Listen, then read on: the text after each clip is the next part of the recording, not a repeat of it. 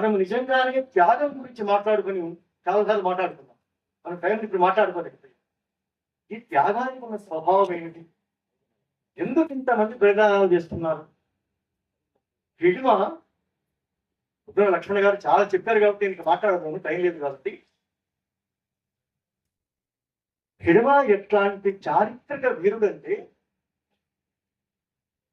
ఒక పక్కన మేధావులందరూ మావోయిస్టు ఉద్యమం ఏమి కావలసి ఉన్నదో అదే అయినది అని కొంతమంది. ఇది ఆరంభంలోనే ఓడిపోయేది కాబట్టి ఇప్పుడు ఓడిపోయింది అని చెప్పారు. ఇది ఇంతకాలం పాటు కొనసాగడమే ఆశ్చర్యకరం, ఇప్పటికి ఇలాగా ముగిసిపోయింది కావచ్చు అన్నారు. లొంగిపోయి వచ్చిన వాళ్ళని చూసి, వాళ్ళ కళ్ళలో వెలుగులు చూసి ఆనందపడ్డ మేధావులు కూడా చాలా మంది ఉన్నారు మిత్రులారా.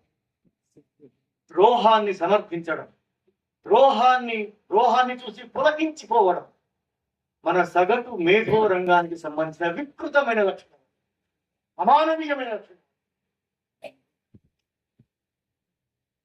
ఇట్లాంటి కాలంలో ఆయన క్రూరుడు అని, ఆయన అనేక నేరాలు చేశాడని, ఆయన చుట్టూ పాలక వర్గము ఒక కథనం తయారు చేసింది.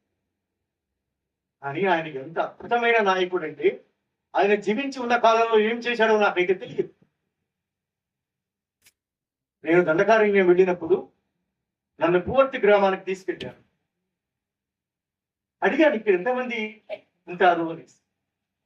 ఒక అమ్మాయి నది వదిలేసి ఏమి చెప్పాల. అట్లాంటి ఊరి నుంచి వచ్చిన మహానాయకుడు కదా ఆయన. ఆయన ఏమి చేశాడో నాకైతే తెలియదు, కానీ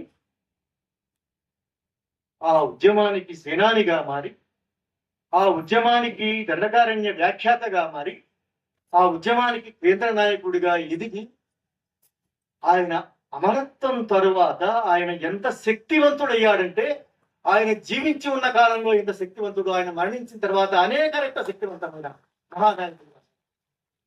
ఆయన చుట్టూ పాలక వర్గాలు తయారు చేసిన, ఆయన చుట్టూ మీడియా తయారు చేసిన క్రూరమైన కథనాలకు ప్రతి కథనాన్ని ఈ సమాజం తయారు చేసుకున్నది.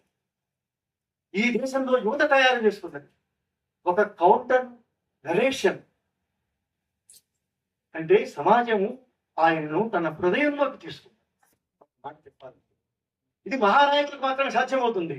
ఒక చారిత్రక శక్తుల సంఘర్షణ నుంచి అంటారు కదా, అట్లాంటి చారిత్రక శక్తుల సంఘర్షణ మధ్య నిలబడి, పుట్టి పెరిగి నిలబడి, పరిగీసి నిలబడి, అక్కడి నుంచి ఎదిగి వచ్చిన నాయకుడు కాబట్టి ఆయనను ఈ చారిత్రక సంఘర్షణ యుగంలో మన సమాజమే తన హృదయంలోకి తీసుకుంది.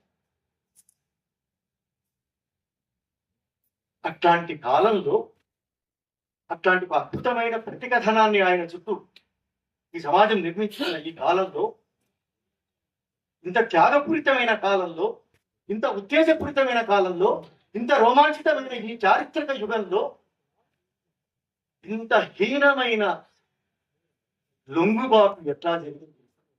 ఈ లొంగుబాటు స్వభావం ఏమి? ఆ త్యాగ స్వభావాన్ని చెప్పుకున్నాం కదా. ఆ త్యాగ స్వభావం కేవలం హిడిమ అనబడి ఒక మనిషిలోది కాదు, బసవరాజు అనే ఒక మనిషిలోది కాదు. మనకి ఈ పక్కన బసవరాజు ఉంటాడు, ఆ పక్కన మలోదర వేణుగోపాల్ ఉంటాడు, ఈ పక్కన హిడిమ ఉంటాడు, ఆ పక్కన తంబళ్ళ వాసుదేవరావు ఉంటాడు. త్యాగానికి ఉండే చారిత్రక అర్థాన్ని, త్యాగానికి ఉండే తాత్విక అర్థాన్ని మనం ఎట్లా చెప్పుకోగలుగుతున్నామో, విద్రోహానికి ఉండే అర్థం ఏమిటి, విద్రోహం సారం ఏమిటి, దాని స్వభావం ఏమిటి, ఇది ఎక్కడి నుంచి ఎట్లాగా రూపొందుతూ వచ్చింది, ఇది మనం తప్పనిసరిగా అర్థం చేసుకోవాల్సిన అవసరం ఉంది.